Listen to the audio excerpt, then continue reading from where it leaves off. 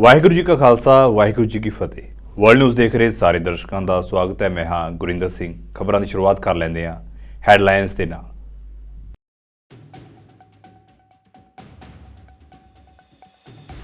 ਸੈਨੇਗਲ ਦੇ ਉੱਤਰੀ ਤੱਟ ਦੇ ਨੇੜੇ ਪਲਟੀ ਯੂਰਪ ਜਾ ਰਹੀ ਬੇੜੀ, ਦਰਜਨਾਂ ਪ੍ਰਵਾਸੀਆਂ ਦੀ ਹੋਈ ਮੌਤ, ਕਈ ਜ਼ਖਮੀ।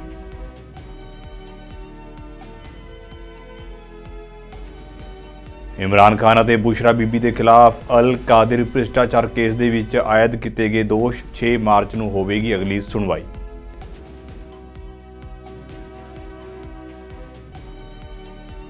ਪੰਜ ਮਹੀਨਿਆਂ ਤੋਂ ਜਾਰੀ ਜੰਗ ਦੇ ਕਾਰਨ 30,000 ਤੋਂ ਵੱਧ ਫਲਸਤੀਨੀਆਂ ਦੀ ਹੋ ਚੁੱਕੀ ਹੈ ਮੌਤ, 70,457 ਜ਼ਖਮੀ। ਗਾਜ਼ਾ ਦੀ 1/4 ਆਬਾਦੀ ਕਰ ਰਹੀ ਹੈ ਭੁੱਖਮਰੀ ਦਾ ਸਾਹਮਣਾ।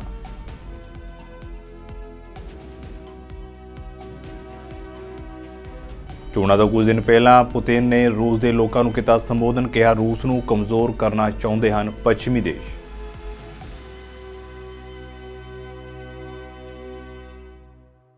ਤੇ ਹੁਣ ਖਬਰਾਂ ਵਿਸਥਾਰ ਦੇ ਨਾਲ। ਸੈਨੇਗਲ ਦੇ ਉੱਤਰੀ ਤੱਟ ਉਤੇ ਇੱਕ ਬੇੜੀ ਪਲਟਣ ਦੇ ਕਾਰਨ ਘੱਟੋ-ਘੱਟ 2 ਦਰਜਨ ਲੋਕਾਂ ਦੀ ਮੌਤ ਹੋਈ ਹੈ ਤੇ ਕਈ ਹੋਰ ਜ਼ਖਮੀ ਹੋਏ ਨੇ।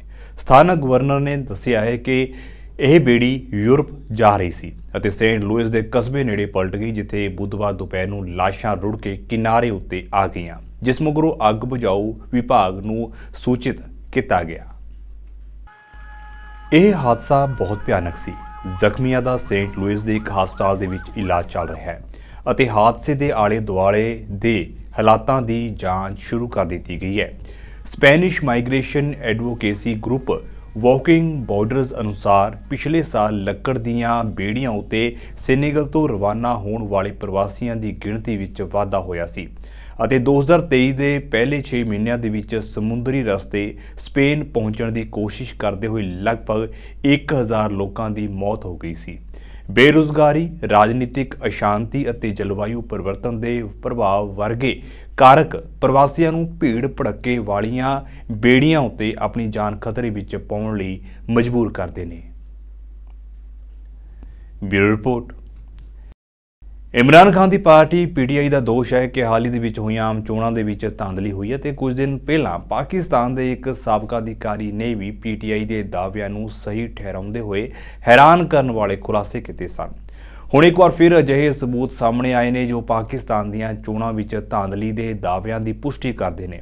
ਦਰਅਸਲ ਸੋਸ਼ਲ ਮੀਡੀਆ ਉੱਤੇ 2 ਪਾਕਿਸਤਾਨੀ ਆਗੂਆਂ ਦੇ ਆਡੀਓ ਵਾਇਰਲ ਹੋ ਰਹੇ ਨੇ, ਜਿਸ ਦੇ ਵਿੱਚ ਦਾਅਵਾ ਕੀਤਾ ਜਾ ਰਿਹਾ ਹੈ ਕਿ ਪਾਕਿਸਤਾਨ ਦੀਆਂ ਚੋਣਾਂ ਵਿੱਚ ਵੱਡੇ ਪੱਧਰ ਉੱਤੇ ਧਾਂਦਲੀ ਹੋਈ ਸੀ ਅਤੇ ਫਤਵਾ ਚੋਰੀ ਕੀਤਾ ਗਿਆ ਸੀ। इक़्तिदार में लाने के लिए हम इलेक्शन से पहले भी चीख रहे थे। सारा निज़ाम अदल दाव पे लगाया हुआ है। इलेक्शन कमीशन, इदारे, पुलिस, ब्यूरोक्रेसी सब जो हैं उनके स्टूजीज बने हुए हैं। तो लिहाजा पाकिस्तान के अवाम ये आगाह हो, खान के 2 टोक अल्फाज हैं कि हमारी असल जंग जो है आज से शुरू है और ये जंग हर रोज के साथ बढ़ती जाएगी। हम मजीद बेगुनाह असीरों की नजरबंदी को परमिट नहीं कर सकते हैं। हम इलेक्शन कमीशन की जो दस्तराजियां हैं और आए दिन हमारे साथ नाइंसाफियां कर रहा है, अब इसका इख्तिताम होना चाहिए। और election national assembly, senate of Pakistan और प्रोविंशियल असेंबलीज, इन सब में अब हम यकावाज होके इनको एक्सपोज भी करेंगे। इनके खिलाफ हर रोज एहतजाज सख्त से सख्तर होगा। अब हम ऐवान में जब भी जाएंगे तो तमाम नताइज की परवाह किए बगैर, कोई हमारे साथ लड़ना चाहता है तो आजाद है। हमने आज भी तहम्मुल से काम लिया जब उनकी खवातीन जो हैं गलत इशारे कर रही थी, लेकिन आज भी हमने तहम्मुल से काम लिया। आइंदा जो है जब कल स्पीकर का इंतखाब होगा तो जो जेल मेनेज बैठे हुए हैं उनके वोट डालने पे हमारा एहतजाज होगा। पाकिस्तान तहरीक इंसाफ के तमाम वर्कर्स को मैं कहना चाहता हूं कि जिस तरह आपकी क़ियादत बिल्कुल सामने आ गई है, अब आप भी डट के निकल जाएं अपने झंडे के साथ, खान के अलम के साथ, पूरी दलेरी और जुर्रत के साथ, क्योंकि अब क़ियादत आपकी हर मदद के लिए हर जिले, गांव, टाउन और तहसील में मौजूद रहेगी। میں قانون کی حکمرانی والا آدمی ہوں, میری پارٹی کی حکومت ہوگی, اور اگر مریم نواز کے خلاف کسی نے غیر قانونی طور پہ کارروائی کرنی چاہیے, میں پہلا شخص ہوں گا کہ اس کا ہاتھ روکوں گا. قطعاً اس کی اجازت ہم نہیں دے سکتے ہیں کہ وہ پرانے ادوار کے اسباق دہرائے جائے کہ جب کسی کے ساتھ ہیروئن ناجائز ڈالا جاتا تھا, کسی کے میاں بیوی کے دروازے توڑے جاتے تھے. ہم قانوندان ہیں, ہم پی ٹی آئی کے ساتھ, خان کے ساتھ قانون کی حکمرانی کے لیے کھڑے ہیں. ਪਾਕਿਸਤਾਨ ਦੀ ਇਹਤਸਾਬੀ ਕੋਰਟ ਨੇ ਜੇਲ੍ਹ ਦੇ ਵਿੱਚ ਬੰਦ ਸਾਬਕਾ ਵਜ਼ੀਰ ਆਜ਼ਮ ਇਮਰਾਨ ਖਾਨ ਅਤੇ ਉਹਨਾਂ ਦੀ ਬੇਗਮ ਬੁਸ਼ਰਾ ਬੀਬੀ ਖਿਲਾਫ 190 ਮਿਲੀਅਨ ਪਾਉਂਡ ਅਲ ਕਾਦਰੀ ਭ੍ਰਿਸ਼ਟਾਚਾਰ ਕੇਸ ਦੇ ਵਿੱਚ ਦੋਸ਼ ਪੱਤਰ ਦਾਖਲ ਕੀਤਾ ਹੈ. ਜੱਜ ਨਾਸਿਰ ਜਾਵੇਦ ਨੇ ਕੇਸ ਦੀ ਸੁਣਵਾਈ ਰਾਵਲਪਿੰਡੀ ਦੀ ਉੱਚ ਸੁਰੱਖਿਆ ਵਾਲੀ ਅਡਿਆਲਾ ਜੇਲ੍ਹ ਦੇ ਵਿੱਚ ਕੀਤੀ. ਜੱਜ ਵੱਲੋਂ ਚਾਰਜ ਸ਼ੀਟ ਪੜ੍ਹੇ ਜਾਣ ਮੌਕੇ ਖਾਨ ਅਤੇ ਬੁਸ਼ਰਾ ਕੋਰਟ ਰੂਮ ਦੇ ਵਿੱਚ ਮੌਜੂਦ ਸਨ. ਰਿਪੋਰਟ ਮੁਤਾਬਕ ਸੁਣਵਾਈ ਦੌਰਾਨ ਕੋਰਟ ਨੇ ਕਿਹਾ ਹੈ ਕਿ ਇਸ ਕੇਸ ਦੇ ਵਿੱਚ 58 ਗਵਾਹਾਂ ਦੇ ਬਿਆਨ ਦਰਜ ਕੀਤੇ ਜਾਣਗੇ. ਤੁਹਾਨੂੰ ਦੱਸ ਦਈਏ ਕਿ ਖਾਨ ਅਤੇ ਉਹਨਾਂ ਦੀ ਬੇਗਮ ਦੋਵਾਂ ਨੇ ਆਪਣੇ ਖਿਲਾਫ ਲੱਗੇ ਦੋਸ਼ਾਂ ਤੋਂ ਇਨਕਾਰ ਕੀਤਾ ਹੈ. ਕੇਸ ਦੀ ਅਗਲੀ ਸੁਣਵਾਈ 6 ਮਾਰਚ ਨੂੰ ਹੋਵੇਗੀ ਅਤੇ ਕੋਰਟ ਨੇ ਨੈਬ ਦੇ 5 ਗਵਾਹਾਂ ਨੂੰ ਪੇਸ਼ ਹੋਣ ਦੇ ਹੁਕਮ ਦਿੱਤੇ ਨੇ. तीन कार्रवाइयां चलाई गई. खान साहब को मुकम्मल तौर पर न तोशाखाना केस में, न अल कादिर ट्रस्ट केस में और न ही इद्दत के दौरान निकाह केस में खान साहब को या बुशरा बीबी साहिबा को हक़ दिफा दिया गया. आपने देखा कि किस तरह वकीलों को अंदर जाने की इजाज़त नहीं दी गई और सरकार ने अपनी तरफ से ही प्रोसिक्यूटर अपॉइंट करके खान साहब को और बीबी साहिबा को चंद दिनों में सज़ा सुनाई गई, जिसमें कानून आइन की धज्जियां उड़ाते हुए सज़ा सुनाने का जो फैसला ये किया गया था, जो कि लंदन एग्रीमेंट की एग्जीक्यूशन की पादाश में ये सारी कार्रवाई इसलिए डाली गई थी कि लोगों के अंदर 8 फरवरी के हवाले से उससे पहले एक मायूसी पैदा हो कि कप्तान इमरान खान या उनकी फैमिली या पीटीआई का कोई मुस्तकबिल नहीं है और लोग वोट कास्ट ना कर सकें. लेकिन आपने देखा कि कप्तान इमरान खान ने 200 केसेस का जिस तरह दिलेरी से, बहादुरी से, जुर्रत से मुकाबला किया, आपके सामने उसकी कोई मिसाल नहीं मिलती. हमेशा जब भी हमारी मुलाकात हुई, कप्तान ने हमें हौसले की बात की. हमारे साथ बात करते हुए उन्होंने कहा कि मुझे पता है कि ये मुझे सज़ा सुनाना चाहते हैं. अदालत के अंदर खान साहब ने कहा कि बेशक मुझे सज़ाए मौत सुना दें, मैं नहीं डरता, क्योंकि ज़िंदगी और मौत अल्लाह ताला के हाथ में है और सज़ा आप सुनाएं, मुझे उससे फ़र्क नहीं पड़ता. लेकिन कम से कम मुझे ये ज़रूर आप क्रेडिट देंगे कि मैंने ये जो अमेरिका की जिन्होंने ग़ुलामी की और उस ग़ुलामी का मुज़ाहरा करते हुए इन्होंने मुदाखलत करके एक आइनी वज़ीर आज़म को जिस तरीके से अदम एतमाद लेकर ही आए, जिस तरह सिंध हाउस में मंडियां लगाकर जिस तरह सारा ये प्रोसेस किया, उन्होंने कहा कि मैंने इनको नंगा किया है, ये क्रेडिट मुझे जाता है. दूसरी बात ये है कि बुशरा बीबी साहिबा को जूं ही पता चला कि उन्हें सज़ा सुना दी गई है और आपने देखा कि वो खुद चलकर अडयाला जेल के अंदर तशरीफ ले गई और उन्होंने कहा कि मैं बिल्कुल तैयार हूं, मुझे अरेस्ट किया जाए. ਤੇ ਉਦੋਂ ਵੀਰਵਾਰ ਨੂੰ ਗਾਜ਼ਾ ਸ਼ਹਿਰ ਦੇ ਵਿੱਚ ਮਨੁੱਖੀ ਸਹਾਇਤਾ ਦੀ ਉਡੀਕ ਕਰ ਰਹੇ ਫਲਸਤੀਨੀਆਂ ਦੀ ਭੀੜ ਉੱਤੇ ਇਜ਼ਰਾਈਲੀ ਹਮਲੇ ਦੇ ਵਿੱਚ ਦਰਜਨਾਂ ਲੋਕ ਮਾਰੇ ਗਏ ਅਤੇ ਕਈ ਜ਼ਖਮੀ ਹੋਏ ਨੇ. ਸ਼ਿਫਾ ਹਸਪਤਾਲ ਦੇ ਨਰਸਿੰਗ ਵਿਭਾਗ ਦੇ ਮੁਖੀ ਡਾਕਟਰ ਜਦੱਲਾ ਸ਼ਫਾਈ ਨੇ ਦੱਸਿਆ ਹੈ ਕਿ ਇਸ ਹਮਲੇ ਦੇ ਵਿੱਚ ਤਕਰੀਬਨ 50 ਲੋਕ ਮਾਰੇ ਗਏ ਨੇ ਅਤੇ 250 ਜ਼ਖਮੀ ਹੋਏ ਨੇ. ਇਸ ਦੌਰਾਨ UN ਦੇ ਬੁਲਾਰੇ ਸਟੀਫਨ ਦੁਜ਼ਾਰਿਕ ਨੇ ਕਿਹਾ ਹੈ ਕਿ ਗਾਜ਼ਾ ਦੇ ਵਿੱਚ ਕਈ ਬੱਚੇ ਕੁਪੋਸ਼ਣ ਦਾ ਸ਼ਿਕਾਰ ਹੋ ਰਹੇ ਨੇ ਅਤੇ ਲੋੜੀਂਦੀ ਮਦਦ ਨਾ ਮਿਲਣ ਕਾਰਨ ਮੌਤਾਂ ਦੀ ਗਿਣਤੀ ਹੋਰ ਵੱਧ ਸਕਦੀ ਹੈ. ਜ਼ਿਕਰਯੋਗ ਹੈ ਕਿ ਗਾਜ਼ਾ ਦੇ ਤਕਰੀਬਨ 80% ਲੋਕ ਇਸ ਜੰਗ ਦੇ ਕਾਰਨ ਬੇਘਰ ਹੋਏ ਨੇ ਅਤੇ ਸੰਯੁਕਤ ਰਾਸ਼ਟਰ ਦੇ ਅਧਿਕਾਰੀਆਂ ਦਾ ਕਹਿਣਾ ਹੈ ਕਿ ਆਬਾਦੀ ਦਾ 1/4 ਹਿੱਸਾ ਭੁੱਖਮਰੀ ਦੇ ਨਾਲ ਜੂਝ ਰਿਹਾ ਹੈ. ਗਾਜ਼ਾ ਦੇ ਸਿਹਤ ਵਿਭਾਗ ਦਾ ਕਹਿਣਾ ਹੈ ਕਿ ਜੰਗ ਸ਼ੁਰੂ ਹੋਣ ਤੋਂ ਹੁਣ ਤੱਕ 30,035 ਲੋਕਾਂ ਦੀ ਮੌਤ ਹੋ ਚੁੱਕੀ ਹੈ ਅਤੇ 70,457 ਜ਼ਖਮੀ ਹੋਏ ਨੇ. And yesterday afternoon in the Security Council, you heard from Ramesh Rajasingham, the Director of Coordination for OCHA, and he told Security Council members that at least 576,000 people in Gaza, that's 1/4 of the population, are one step away from famine, with 1 in 6 children under 2 years of age in northern Gaza suffering from acute malnutrition and wasting. Practically the entire population of Gaza is left to rely on woefully inadequate humanitarian food assistance to survive. He said the UN is continuing to ceaselessly plan, search, and call for solutions to overcome the hurdles that would allow us to scale up delivery and health services. In the immediate term, this includes clearer security guarantees, a better humanitarian notification system to minimize risk, fewer restrictions on telecommunications equipment, and the removal of unexploded ordnances and the use of all possible entry points into Gaza. Carl Scow, the Deputy Executive Director of the World Food Programme, told Council members that Gaza is seeing the worst level of child malnutrition anywhere in the world, adding that WFP is ready to swiftly expand and scale up operations if there is a ceasefire agreement. In the meantime, the risk of famine is being fueled by the inability to bring critical food supplies into Gaza in insufficient quantities and the almost impossible operating conditions faced by our colleagues who work in Gaza. I would say that the UN is not a party to this conflict, right? We are not the ones doing the fighting, and that's why we've repeatedly asked for a humanitarian ceasefire. Yes, there are trucks that have crossed from Israel into Gaza.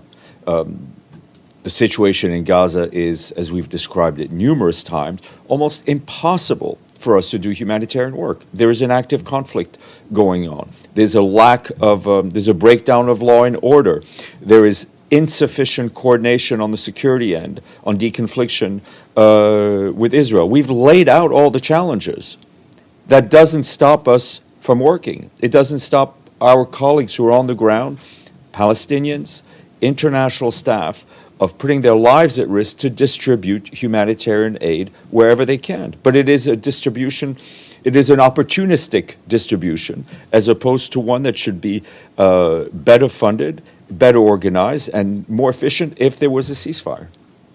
ਚੋਣਾਂ ਤੋਂ 2 ਹਫ਼ਤੇ ਪਹਿਲਾਂ ਰੂਸ ਦੇ ਰਾਸ਼ਟਰਪਤੀ Vladimir Putin ਨੇ ਦੇਸ਼ ਨੂੰ ਸੰਬੋਧਨ ਕੀਤਾ। ਪੁਤਿਨ ਨੇ ਆਪਣੇ ਸੰਬੋਧਨ ਵਿੱਚ ਰਾਸ਼ਟਰੀ ਏਕਤਾ ਦਾ ਸੱਦਾ ਦਿੱਤਾ। ਉਹਨਾਂ ਕਿਹਾ ਕਿ ਅਸੀਂ ਮਿਲ ਕੇ ਕਿਸੇ ਵੀ ਚੀਜ਼ ਉੱਤੇ ਕਾਬੂ ਪਾ ਸਕਦੇ ਹਾਂ। ਇਸ ਦੌਰਾਨ ਉਹਨਾਂ ਕਿਹਾ ਹੈ ਕਿ ਏਕਤਾ ਨੇ ਸਾਨੂੰ ਕਰੋਨਾ ਅਤੇ ਅੱਤਵਾਦ ਨਾਲ ਨਜਿੱਠਣਾ ਸਿਖਾਇਆ ਹੈ। ਪੁਤਿਨ ਨੇ ਕਿਹਾ ਕਿ ਪੱਛਮੀ ਦੇਸ਼ ਚਾਹੁੰਦੇ ਨੇ ਕਿ ਰੂਸ ਕਮਜ਼ੋਰ ਹੋਵੇ। ਉਹ ਰੂਸ ਦੇ ਵਿੱਚ ਮਤਭੇਦ ਲਿਆਉਣਾ ਚਾਹੁੰਦੇ ਸਨ ਅਤੇ ਇਸ ਨੂੰ ਅੰਦਰੋਂ ਕਮਜ਼ੋਰ ਕਰਨਾ ਚਾਹੁੰਦੇ ਨੇ। ਪੁਤਿਨ ਨੇ ਕਿਹਾ ਕਿ ਜੇਕਰ ਰੂਸ ਮਜ਼ਬੂਤ ਨਹੀਂ ਹੋਵੇਗਾ ਤਾਂ ਦੁਨੀਆ ਦੇ ਵਿੱਚ ਸ਼ਾਂਤੀ ਨਹੀਂ ਹੋ ਸਕਦੀ। 2 ਘੰਟੇ ਤੋਂ ਜ਼ਿਆਦਾ ਸਮੇਂ ਤੱਕ ਚੱਲੇ ਇਸ ਭਾਸ਼ਣ ਦੇ ਵਿੱਚ ਉਹਨਾਂ ਕਿਹਾ ਹੈ ਕਿ ਰੂਸ ਤੋਂ ਬਿਨਾਂ ਦੁਨੀਆ ਦੇ ਵਿੱਚ ਸ਼ਾਂਤੀ ਸੰਭਵ ਨਹੀਂ ਹੈ। ਪੱਛਮੀ ਦੇਸ਼ ਰੂਸ ਅਤੇ ਯੂਕਰੇਨ ਦੋਵਾਂ ਨੂੰ ਤਬਾਹ ਕਰਨਾ ਚਾਹੁੰਦੇ ਨੇ। ਸਾਡੇ ਅੰਦਰੂਨੀ ਮਾਮਲਿਆਂ ਦੇ ਵਿੱਚ ਕੋਈ ਦਖਲ ਨਹੀਂ ਦੇ ਸਕਦਾ। ਪੁਤਿਨ ਨੇ ਕਿਹਾ ਕਿ ਸਾਨੂੰ ਯੂਕਰੇਨ ਦੇ ਵਿੱਚ ਹੋ ਰਹੇ ਵਿਸ਼ੇਸ਼ ਫੌਜੀ ਆਪਰੇਸ਼ਨ ਦੇ ਵਿੱਚ ਜਨਤਾ ਦਾ ਸਮਰਥਨ ਮਿਲਿਆ।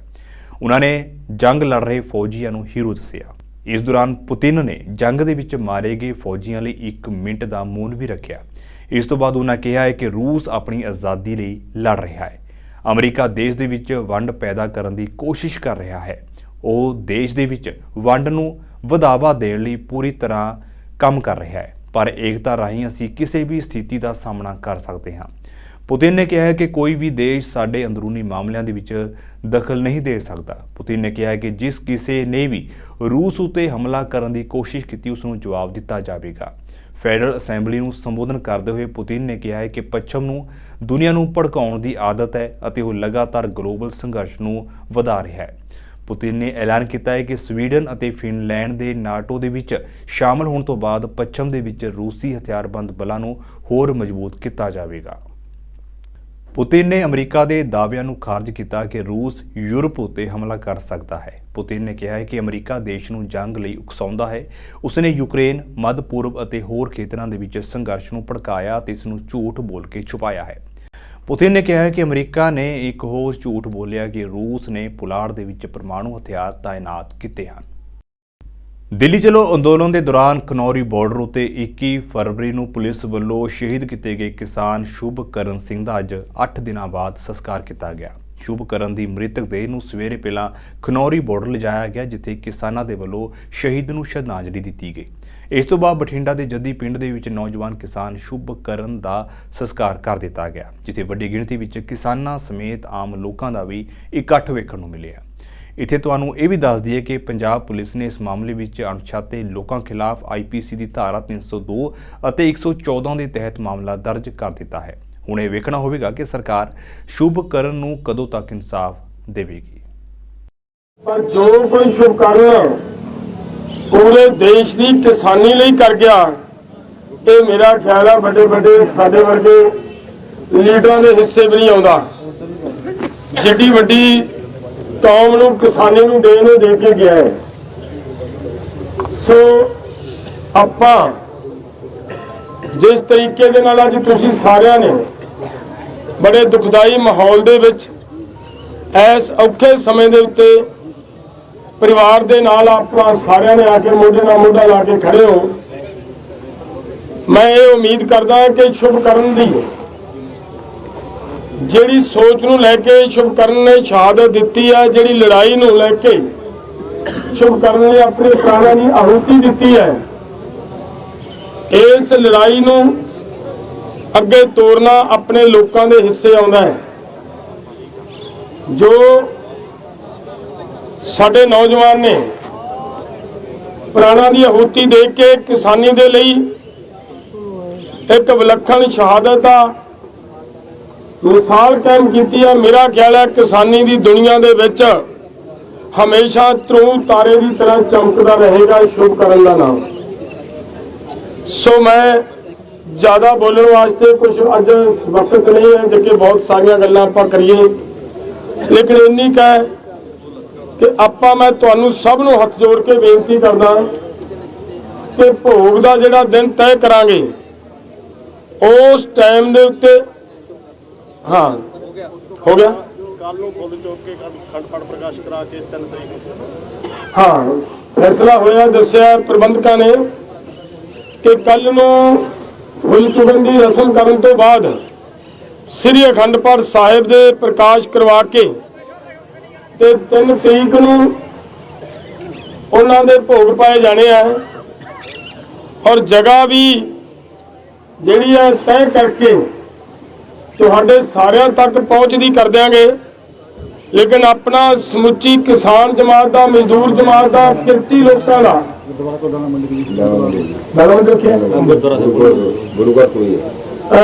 ਜਗ੍ਹਾ ਦਾ ਵੀ ਪਾਸ ਹੋ ਗਿਆ ਹੈ ਕਿ ਗੁਰਦੁਆਰਾ ਸਾਹਿਬ ਦੇ ਕੋਲ ਜੋ ਦਾਣਾ ਮੰਡੀ ਹੈ। ਤੇ ਉਧਰ ਹਲਕਾ ਭੁਲੱਥ ਤੋਂ ਕਾਂਗਰਸੀ ਵਿਧਾਇਕ ਸੁਖਪਾਲ ਸਿੰਘ ਖਹਿਰਾ ਨੇ ਸ਼ਹੀਦ ਸ਼ੁਭਕਰਨ ਦੇ ਹੱਕ ਦੇ ਵਿੱਚ ਆਵਾਜ਼ ਬੁਲੰਦ ਕੀਤੀ, ਜਿੱਥੇ ਉਹਨਾਂ ਸੰਬੋਧਨ ਕਰਦਿਆਂ ਪੰਜਾਬ ਦੇ ਮੁੱਖ ਮੰਤਰੀ ਭਗਵੰਤ ਮਾਨ ਉੱਤੇ ਤਿੱਖੇ ਸ਼ਬਦੀ ਹਮਲੇ ਕੀਤੇ। ਉਹਨਾਂ ਕਿਹਾ ਹੈ ਕਿ ਜੋ ਹਰਿਆਣਾ ਪੁਲਿਸ ਨੇ ਕਿਸਾਨਾਂ ਉੱਤੇ ਹਮਲਾ ਕੀਤਾ, ਉਹ ਇਕੱਲੇ ਕਿਸਾਨਾਂ ਉੱਤੇ ਨਹੀਂ ਬਲਕਿ ਪੰਜਾਬ ਦੀ ਹੋਂਦ ਉੱਤੇ ਵੀ ਹਮਲਾ ਹੈ, ਤੇ ਇਸ ਗੰਭੀਰ ਮਾਮਲੇ ਉੱਤੇ ਪੰਜਾਬ ਦੇ ਮੁੱਖ ਮੰਤਰੀ ਦਾ ਮੂਕ ਦਰਸ਼ਕ ਬਣੇ ਰਹਿਣਾ ਬੇहद ਨਿੰਦਣਯੋਗ ਕਾਰਾ ਹੈ। ਦੇਖੋ 10 ਦਿਨ ਬਾਅਦ FIR ਦਰਜ ਹੋਈ ਆ। 21 ਤਰੀਕ ਦਾ ਨੌਜਵਾਨ ਮਰਿਆ ਹੋਇਆ ਵਾ, 13 ਤਰੀਕ ਦਾ ਅੰਦੋਲਨ ਚੱਲ ਰਿਹਾ ਵਾ ਖਨੌਰੀ ਤੇ ਸ਼ੰਭੂ ਦੇ ਬਾਰਡਰਾਂ ਦੇ ਉੱਤੇ, ਤੇ ਇੰਨੇ ਦਿਨਾਂ ਬਾਅਦ ਇਹ ਇੱਕ FIR ਦਰਜ ਹੋਈ ਆ। ਅੰਗਰੇਜ਼ੀ ਦਾ ਕੋਟ ਹੈਗਾ justice delayed is justice denied. ਜਦੋਂ ਆਪਾਂ ਇਨਸਾਫ ਦੇਰੀ ਨਾ ਦਿੰਦੇ ਆ ਔਰ ਪੂਰਾ ਨਹੀਂ ਦਿੰਦੇ, ਉਹ ਜਿਵੇਂ ਕਿ ਇਨਸਾਫ ਨਾ ਦੇਣ ਦੇ ਬਰਾਬਰ ਗਿਣਿਆ ਜਾਂਦਾ। ਅੱਜ ਦੂਸਰੀ ਗੱਲ ਕਿ ਪੰਜਾਬ ਦੇ ਵਿੱਚ ਜਿਹੜਾ ਹਮਲਾ ਹੋਇਆ ਨਾ, ਉਹ ਇਕੱਲਾ ਸਾਡਾ ਨੁਕਸਾਨ ਜਾਨੀ ਮਾਲੀ ਨਹੀਂਗਾ, ਪੰਜਾਬ ਦੀ ਹੋਂਦ ਤੇ ਹਮਲਾ ਕੀਤਾ ਹਰਿਆਣੇ ਦੀ ਸਰਕਾਰ ਨੇ ਮਿਲ ਕੇ, BJP ਦੀ ਕੇਂਦਰ ਦੀ ਸਰਕਾਰ ਨੇ। ਕਿਉਂਕਿ ਜਿਹੜਾ ਘੱਗਰ ਦਰਿਆ ਵਾ ਉਹ ਸਾਡੇ ਪੰਜਾਬ ਦਾ ਦਰਿਆ ਵਾ। ਜਿਹੜੇ ਪੁਲ ਦੇ ਉੱਤੇ ਆਣ ਕੇ ਬੈਰੀਕੇਡਿੰਗ ਕੀਤੀ, ਕਿੱਲ ਲਾਏ, ਦੀਵਾਰਾਂ ਖੜੀਆਂ ਕੀਤੀਆਂ, ਦਰਿਆ 'ਚ ਟੋਏ ਪੱਟਦੇ ਹਰਿਆਣਾ ਪੁਲਿਸ ਸਰਕਾਰ ਨੇ, ਉਹ ਸਾਡੀ ਟੈਰੀਟਰੀ ਆ। ਭਗਵੰਤ ਕੱਲ ਨੂੰ ਹਿਮਾਚਲ ਵਾਲੇ ਵੜ ਕੇ ਤੇਰੇ ਪਠਾਨਕੋਟ ਤੋਂ ਹਮਲਾ ਕਰ ਦੇਣਗੇ, ਰਾਜਸਥਾਨ ਵਾਲੇ ਅਬੋਹਰ ਤੋਂ ਹਮਲਾ ਕਰ ਦੇਣਗੇ, ਤੇ ਇਹਦਾ ਮਤਲਬ ਫਿਰ ਆਪਾਂ ਮੂਕ ਦਰਸ਼ਕ ਬਣ ਕੇ ਬੈਠੇ ਰਹਿਣਾ ਵਾ। ਇਹ ਤਾਂ ਪਹਿਲੇ ਦਿਨ ਤੇ ਬੈਰੀਕੇਡ ਲਾਏ ਸੀ, ਪੁਲਿਸ ਜਾਣੀ ਚਾਹੀਦੀ ਸੀ ਪੰਜਾਬ ਦੀ, ਤੇ ਉਹ ਬੈਰੀਕੇਡ ਹਟਾਉਣੇ ਚਾਹੀਦੇ ਸੀ। ਲਾ ਲੈਣ ਹਰਿਆਣੇ ਵਾਲੇ ਆਪਣੀ ਟੈਰੀਟਰੀ ਵਿੱਚ ਲਾਉਣ, ਉਹ ਹੱਕ ਬਜਾਨਮ ਆ।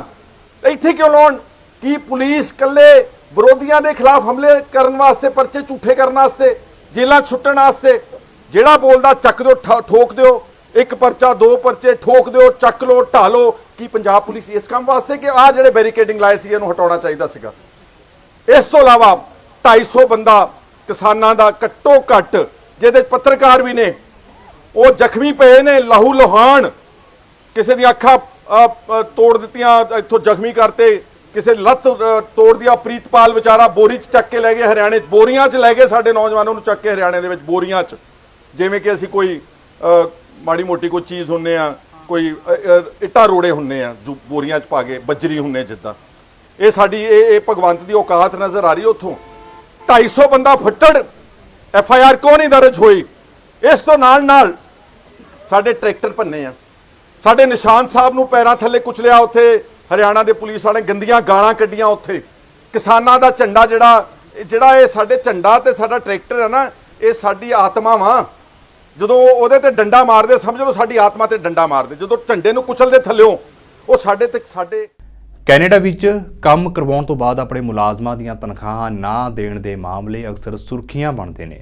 ਤੇ ਇੱਕ ਹੋਰ ਮਾਮਲਾ ਸਾਹਮਣੇ ਆਇਆ ਬਰੈਂਪਟਨ ਤੋਂ, ਜਿੱਥੇ ਕਿ ਦੀਪ ਨਾਮ ਦੀ ਟਰੱਕ ਮੁਲਾਜ਼ਮ ਦੇ ਵੱਲੋਂ ਆਲਮੰਡ ਟਰਾਂਸਪੋਰਟ ਕਾਰਪੋਰੇਸ਼ਨ ਦੇ ਖਿਲਾਫ ਪਿਛਲੇ 2 ਦਿਨਾਂ ਤੋਂ ਪ੍ਰਦਰਸ਼ਨ ਕੀਤਾ ਜਾ ਰਿਹਾ ਹੈ।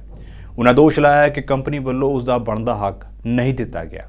ਇਸ ਪ੍ਰਦਰਸ਼ਨ ਦੇ ਵਿੱਚ ਕਈ ਹੋਰ ਪੀੜਤ ਡਰਾਈਵਰ ਵੀ ਦੀਪ ਦੇ ਨਾਲ ਜੁੜੇ ਨੇ ਅਤੇ ਆਪਣੇ ਹੱਕਾਂ ਦੀ ਮੰਗ ਕਰ ਰਹੇ ਨੇ। ਬਹੁਤ ਜ਼ਿਆਦਾ ਬੈਕ ਐਂਡ ਫੋਰਥ ਮੈਸੇजेस ਸੀਗੇ। ਕੁਝ ਇੱਥੇ ਮੈਂ ਡਿਸਪਲੇ ਕੀਤੇ ਹੋਏ ਨੇ ਕਿ ਜਦੋਂ ਮੈਂ ਉਹਨੂੰ ਕਹਿ ਰਹੀ ਕਿ ਮੈਨੂੰ ਭੇਜ ਦਿਓ, ਉਹ ਕਹਿ ਰਹੀ ਸੀ ਕਿ ਮੈਂ ਭੇਜਣਾ ਵਾ 10 ਘੰਟੇ ਬਾਅਦ। ਕਿ ਮੈਂ ਕਿਹਾ ਕਿ 10 ਘੰਟੇ ਬਾਅਦ। ਫਿਰ ਮੇਰੇ ਇੱਕ ਫਰੈਂਡ ਨੇ ਉਹਦੇ ਨਾਲ ਗੱਲ ਕੀਤੀ, ਉਹ ਕਹਿੰਦੀ ਮੈਂ 2 ਘੰਟੇ ਬਾਅਦ ਤੁਹਾਨੂੰ ਪੇ ਦੇ ਦੂੰਗੀ। ਮੈਂ 2 ਘੰਟੇ ਚਲਾਈ, ਫਿਰ ਕਹਿੰਦੀ 2 ਘੰਟੇ ਹੋਰ ਚਲਾਓ ਤੁਸੀਂ ਏਅਰਪੋਰਟ 'ਤੇ ਲੱਗ ਗਿਓ। ਲਾਈਕ ਜਿੱਦਾਂ ਇੱਦਾਂ ਕਰੀ ਗਈ ਮੇਰੇ ਨਾਲ। ਅਤੇ ਜਦੋਂ ਮੈਂ ਉਹਨੂੰ ਕਿਹਾ ਕਿ ਮੈਂ ਨਹੀਂ ਜਿੱਦਾਂ ਚਲਾ ਸਕਦੀ, ਮੈਨੂੰ ਪੇ ਤਾਂ ਪਹਿਲੇ ਭੇਜ ਦਿਓ, ਮੈਨੂੰ ਕਹਿੰਦੀ ਆ ਸੌਰੀ, ਮੈਨੂੰ ਕਹਿੰਦੀ ਆ ਕਿ ਸੋ ਆਈ ਟੋਲਡ ਹਰ ਅਬਾਊਟ ਪੇ, ਹੈ ਨਾ। ਕਹਿੰਦੀ ਇੱਥੇ you have to move, you can't hold on to a truck, it will be treated as theft। ਉੱਥੇ ਮੈਂ ਘਬਰਾ ਗਈ ਕਿਉਂਕਿ ਹੁਣ ਉਹਨੇ ਮੈਨੂੰ ਕਿਹਾ ਹੋਇਆ ਵਾ ਕਿ ਉਹਨੇ theft ਕੰਸੀਡਰ ਕਰੇਗੀ, ਹੈ ਨਾ। ਅਤੇ ਮੈਂ ਉਹਨੂੰ ਕਿਹਾ ਕਿ ਆਈ ਐਮ ਆਲਸੋ ਅੰਡਰ ਡਿਸਟਰੈਸ ਨਾ। ਮੈਂ ਉੱਥੇ ਘਬਰਾ ਗਈ ਸੀ, ਮੈਂ ਟਰੱਕ 'ਚ ਸੀਗੀ, ਮੈਂ ਸਾਈਡ 'ਤੇ ਹੀ ਜਦੋਂ ਇਹਨੇ ਮੈਨੂੰ ਸਾਰੇ ਮੈਸੇजेस ਕਰੇ ਸੀ ਮੇਰੇ ਨਾਲ। ਅਤੇ ਜਦੋਂ ਉਹਨੇ ਥੈਫਟ ਵਾਲੀ ਕੀਤੀ ਮੈਂ ਘਬਰਾ ਗਈ। ਮੈਂ ਹੁਣ ਕੱਲੀ ਇੱਕ ਪ੍ਰੋਵਿੰਸ 'ਚ ਆ, ਨਾ ਮੇਰਾ ਕੋਈ ਜਾਣ ਪਛਾਣ ਉਹ ਪ੍ਰੋਵਿੰਸ 'ਚ ਸੀਗਾ ਉਦੋਂ, ਅਤੇ ਨਾ ਮੈਨੂੰ ਪਤਾ ਥੈਫਟ 'ਤੇ ਲਾ ਸਕਦੀ ਇਲਜ਼ਾਮ ਮੇਰੇ 'ਤੇ। ਅਤੇ ਮੈਂ ਚੈੱਕ ਕੀਤਾ, ਮੇਰੇ ਕੋਲ ਸਾਰਾ ਪੇਪਰ ਵਰਕ ਸੀਗਾ, ਸਾਰੇ ਮੈਸੇजेस ਸੀ ਕਿ ਮੈਂ ਆਹ ਟਰੱਕ ਚੱਕਿਆ ਆਪ। ਤਾਂ ਉਹਦੇ ਕਰਕੇ ਮੈਂ ਮਾਮਿਆਂ ਨੂੰ ਵੀ ਕਾਲ ਕੀਤਾ ਪੁਲਿਸ ਨੂੰ ਕਿ can she do anything against me for theft. They said no. ਫਿਰ ਮੈਨੂੰ ਲੱਗਿਆ ਕਿ ਅਗਰ ਮੈਂ ਹੁਣ ਟਰੱਕ ਚਲਾ ਕੇ ਜਾਂਦੀ ਹਾਂ, ਆ ਕੁਛ ਵੀ ਇੰਤਜ਼ਾਮ ਲਾਈਕ ਕੋਈ ਵੀ ਫਾਲਸ ਐਲੀਗੇਸ਼ਨ ਲੈ ਸਕਦੀ ਹਾਂ ਮੇਰੇ 'ਤੇ।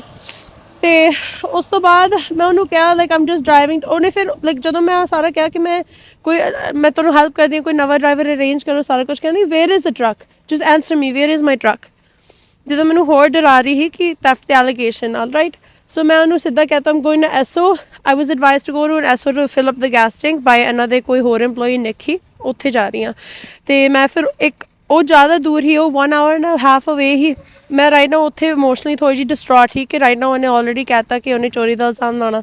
ਫਿਰ ਮੈਂ ਗਈ 15 ਮਿੰਟ ਦੂਰ ਇੱਕ ਪੈਟਰੋਪੈਸ ਤੋਂ ਨੌਰਥ ਬੈਟਲਫੋਰਡ ਵਿੱਚ, ਉੱਥੇ ਮੈਂ ਇਕੱਲੀ ਰਹੀ। ਉਹਦੇ ਨਾਲ ਫਿਰ ਵੀ ਗੱਲ ਕਰਦੀ ਰਹੀ। ਮੈਂ ਉਹਨੂੰ ਕਿਹਾ ਕਿ I have people who advise me that just pay me my money and I will drive your truck to Toronto, right? She said, I'm withholding your money due to bad behavior and professionalism as mentioned before. Pero Kendi, I hope the people you are taking advice from will pay you as well. I asked her again, is that a threat that you're not going to pay me? I'm going to take my pay from Almond Transport for all the work I've already previously done. ਉਹ ਚਾਹੁੰਦੀ ਆ ਕਿ ਉਹ ਘੱਟ ਪੈਸੇ ਦੇਵੇ ਅਤੇ ਉਹ ਇੱਕ ਲੈਟਰ ਸਾਈਨ ਕਰੇ ਅਗਲਾ। ਅਤੇ ਮੈਨੂੰ ਵੀ ਆਫਰ ਮਿਲਿਆ ਵਾ ਕਿ ਅਗਰ ਤੁਸੀਂ ਇੱਕ ਲੈਟਰ ਸਾਈਨ ਕਰਦੇ ਹੋ ਫਿਰ ਤੁਹਾਨੂੰ ਇੰਨੇ ਪੈਸੇ ਮਿਲਣਗੇ। ਅਤੇ ਬਾਕੀ ਉਹਨੇ ਆ ਵੀ ਕਿਹਾ ਕਿ I shouldn't have hired Punjabi goon drivers. There will be no Sikh drivers hired by us. ਅਤੇ ਆ ਮੈਸੇजेस ਆ, ਸਾਰਾ ਕੁਛ ਰਿਟਨ 'ਚ ਆ। ਮੈਨੂੰ ਨਹੀਂ ਬੋਲੇਗੀ, ਸਾਰਾ ਕੁਛ ਮੈਸੇजेस 'ਚ ਆ। ਅਤੇ ਬਥੇਰੇ ਹੈਗੇ ਆ। ਮੈਂ ਉਹ ਟਰੱਕ ਛੱਡਿਆ ਕਿਉਂਕਿ ਮੈਂ ਆਲਰੇਡੀ ਸ਼ੁਰੂ ਤੋਂ ਮੈਨੂੰ ਪੇ ਨਹੀਂ ਦੇ ਰਹੀ ਸੀ। ਪੇ ਆਲਰੇਡੀ ਅਰਾਊਂਡ 1-2 ਦਿਨ ਲੇਟ ਸੀ। ਅਤੇ ਉਹ ਮੈਨੂੰ ਕਹਿ ਰਹੀ ਕਿ 2 ਘੰਟੇ ਹੋਰ ਚਲਾਓ ਫਿਰ ਪੇ ਦੇ ਦੂੰਗੀ, ਹੈ ਨਾ। ਮੈਂ ਫਿਰ ਵੀ 2 ਘੰਟੇ ਹੋਰ ਚਲਾ ਕੇ ਵੇਖਿਆ, ਉਹਨੇ ਪੇ ਨਹੀਂ ਦਿੱਤਾ।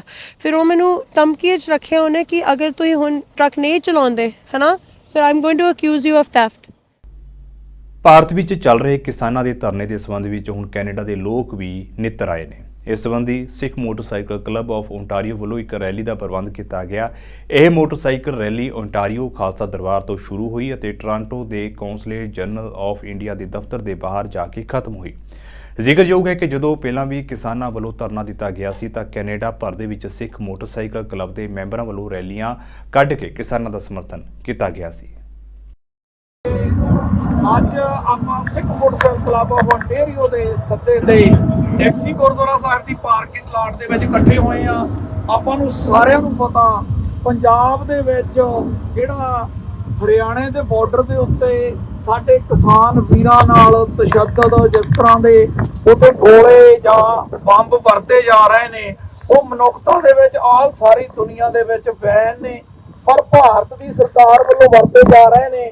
ਉਹਨਾਂ ਨੇ ਪੰਜਾਬ ਦੇ ਬਾਰਡਰ ਨੂੰ ਇਸ ਤਰ੍ਹਾਂ ਬਣਾ ਕੇ ਦਰਸਾ ਦਿੱਤਾ ਵੀ ਪੰਜਾਬ ਭਾਰਤ ਦਾ ਹਿੱਸਾ ਨਹੀਂ। ਜਿਸ ਤਰ੍ਹਾਂ ਦੀਆਂ ਫੋਰਸਸ ਉਹਨਾਂ ਦੀਆਂ ਨਾਅਰੇ ਲਾ ਰਹੀਆਂ ਨੇ, ਧਾਰਮਿਕ ਨਾਅਰੇ।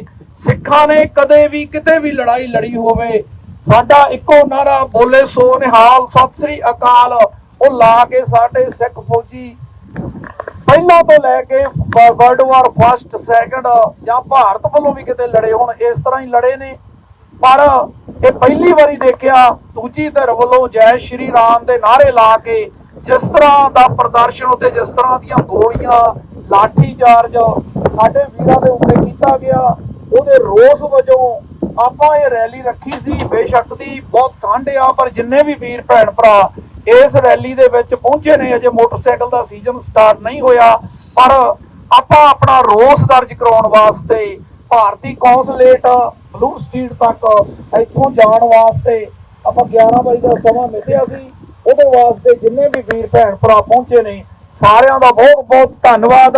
ਆਪਾਂ ਨੂੰ ਸਮੇਂ ਸਿਰ ਪੰਜਾਬ ਦੇ ਵਿੱਚ, ਭਾਰਤ ਦੇ ਵਿੱਚ ਵਸਦੇ ਸਿੱਖਾਂ ਤੇ ਕਿਸਾਨਾਂ ਦੇ ਉੱਤੇ ਜਿਹੜੇ ਜ਼ੁਲਮ ਹੋ ਰਹੇ ਆ, ਉਹਦੇ ਪ੍ਰਤੀ ਆਵਾਜ਼ ਉਠਾਉਂਦੇ ਰਹਿਣਾ ਚਾਹੀਦਾ। ਉਹਦੇ ਕਰਕੇ ਹੀ ਆਪਾਂ ਅੱਜ ਇੱਥੇ ਇਕੱਠੇ ਹੋਏ ਆ। ਵਾਹਿਗੁਰੂ ਜੀ ਕਾ ਖਾਲਸਾ, ਵਾਹਿਗੁਰੂ ਜੀ ਕੀ ਫਤਿਹ। ਭਾਵੇਂ ਕਿ ਆਪਾਂ ਕਿਸਾਨ ਅੰਦੋਲਨ ਦੇ ਹੱਕ ਦੇ ਵਿੱਚ ਉਹਨਾਂ ਦੇ ਨਾਲ ਖਲੋਣ ਲਈ ਆਪਾਂ ਇਕੱਠੇ ਹੋਏ ਆ। ਦੁਨੀਆ ਭਰ ਦੇ ਵਿੱਚ ਕਿਸਾਨ ਵੀਰਾਂ ਦੇ ਨਾਲ ਹਮਦਰਦੀ ਪ੍ਰਗਟਾਉਣ ਲਈ, ਉਹਨਾਂ ਦੇ ਹੱਕ ਦੇ ਵਿੱਚ ਆਵਾਜ਼ ਮਾਰਨ ਲਈ ਲੋਕ ਇਕੱਠੇ ਹੁੰਦੇ ਨੇ। ਔਰ ਜਿਹੋ ਜਿਹਾ ਮਾਹੌਲ ਹਰਿਆਣੇ ਤੇ ਪੰਜਾਬ ਦੇ ਬਾਰਡਰ ਦੇ ਉੱਤੇ ਸਿਰਜਿਆ ਗਿਆ, ਜਿਸ ਤਰ੍ਹਾਂ ਇੱਕ ਕਵੀ ਨੇ ਲਾਈਨਾਂ ਲਿਖੀਆਂ ਨੇ ਕਿ ਜੰਗ ਹਿੰਦ ਪੰਜਾਬ ਦਾ ਹੋਣ ਲੱਗਾ, ਦੋਵੇਂ ਪਾਤਸ਼ਾਹੀ ਫੌਜਾਂ ਭਾਰੀਆਂ ਨੇ। ਸਾਨੂੰ ਵਾਰ-ਵਾਰ ਭਾਵੇਂ ਕਿ ਬਹੁਤ ਥੋੜ੍ਹੀ ਗਿਣਤੀ ਦੇ ਵਿੱਚ ਇਹ ਗੱਲ ਕੀਤੀ ਜਾਂਦੀ ਸੀ ਤੇ ਸਰਕਾਰਾਂ ਵੀ ਇਹ ਦਾਅਵਾ ਕਰਦੀਆਂ ਸੀਗੀਆਂ ਕਿ ਆਜ਼ਾਦੀ ਦੀ ਗੱਲ ਕਰਨ ਵਾਲੇ ਬਹੁਤ ਥੋੜ੍ਹੇ ਲੋਕ ਨੇ, ਪਰ ਅੱਜ ਹਾਲਾਤ ਇਹ ਬਣ ਚੁੱਕੇ ਨੇ ਕਿ ਹਰ ਇੱਕ ਬੰਦੇ ਦੇ ਮੂੰਹ ਦੇ ਉੱਤੇ ਇਹ ਗੱਲ ਆ ਰਹੀ ਆ ਕਿ ਯਾਰ ਇਹ ਤੋਂ ਬਿਨਾਂ ਸਾਡਾ ਗੁਜ਼ਾਰਾ ਕੋਈ ਨਹੀਂ ਹੈ। ਔਰ ਭਾਰਤ ਸਰਕਾਰ ਲਗਾਤਾਰ ਇਸ ਤਰ੍ਹਾਂ ਦੇ ਕੰਮ ਕਰਕੇ ਸਾਨੂੰ ਮਹਿਸੂਸ ਕਰਾਉਣ ਦੀ ਕੋਸ਼ਿਸ਼ ਕਰਦੀ ਰਹਿੰਦੀ ਆ ਕਿ ਅਸੀਂ ਭਾਰਤ ਦਾ ਹਿੱਸਾ ਨਹੀਂ ਹੈ। ਵੈਸੇ ਤਾਂ ਆਮ ਤੌਰ ਤੇ ਜਦੋਂ ਵੀ ਕਿਤੇ ਗੱਲ ਹੁੰਦੀ ਆ, ਮੈਂ ਅੱਜ ਤੱਕ ਕਿਸੇ ਵੀ ਬੰਦੇ ਦੇ ਮੂੰਹ ਤੋਂ ਇਹ ਗੱਲ ਨਹੀਂ ਸੁਣੀ ਕਿ ਜੇ ਕੋਈ ਬੰਦਾ ਪੁੱਛੇ ਤੁਸੀਂ ਕਿੱਥੋਂ ਆਓ, ਕਹਿੰਦਾ ਜੀ ਮੈਂ ਪੰਜਾਬ ਤੋਂ। ਆਮ ਤੌਰ ਤੇ ਹੋਰ ਕਿਸੇ ਵੀ ਕੰਟਰੀ ਦਾ ਬੰਦਾ ਤੁਹਾਨੂੰ ਮਿਲੇ, ਉਹਨੂੰ ਪੁੱਛਿਆ ਜਾਵੇ ਕਿ ਹਾਂ ਵੀ ਤੁਸੀਂ ਕਿੱਥੋਂ ਆਓ, ਕਹਿੰਦਾ ਜੀ ਮੈਂ ਇਟਲੀ ਤੋਂ ਆ। ਸੋ ਫਿਲਹਾਲ ਦੇ ਲਈ ਵਰਲਡ ਨਿਊਜ਼ ਦੇ ਵਿੱਚ ਇੰਨਾ ਹੀ ਤੇ ਹੁਣ ਮੈਨੂੰ ਇਜਾਜ਼ਤ ਦਿਓ। ਵਾਹਿਗੁਰੂ ਜੀ ਕਾ ਖਾਲਸਾ, ਵਾਹਿਗੁਰੂ ਜੀ ਕੀ ਫਤਿਹ।